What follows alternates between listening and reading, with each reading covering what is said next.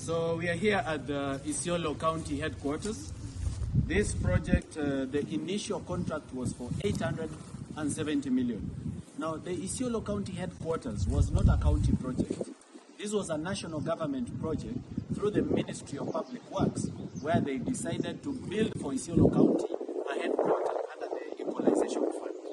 So under the Equalization Fund, the Ministry of Public Works and the national government decided to build a county headquarters for the Isiolo County, costing 870 million. And the contract was signed on the 1st of September 2019. So we are now in 2024. And you can see the building has stalled. It's not ongoing. And from headquarters, even worse, we've noticed poor workmanship on this building, that it might be a danger to the people of Isiolo, and eventually, if not taken care of, it may collapse. And that collapse may lead to very many deaths. But I may not want to speak into the technical details. Our civil engineer here is going to speak about the technical details.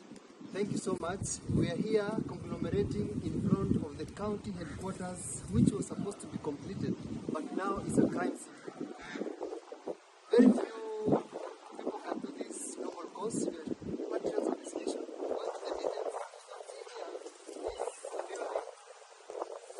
And this is the expansion joint. Straight to the top from the foundation.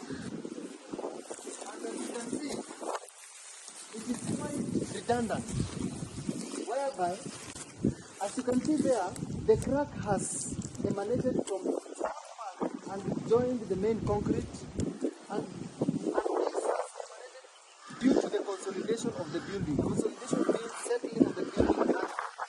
So by this means, we pushing the foundation of this structure.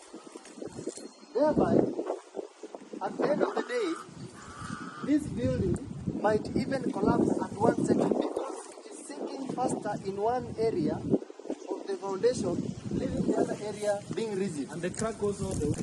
So, this is quite visible, as you can see here. So, very poor one. I think we go to the center.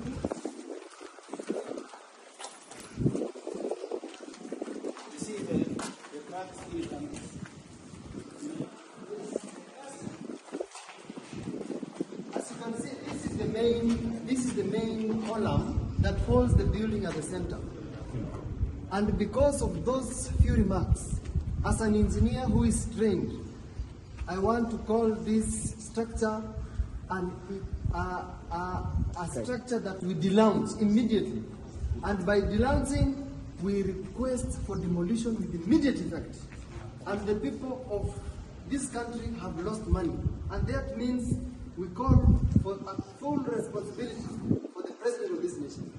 Yeah, so the contractor, together with the Ministry of Public Works, which is supposed to supervise this project, this is shoddy work.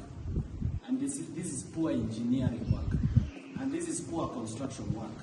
For 870 million, we expect a world standard thing.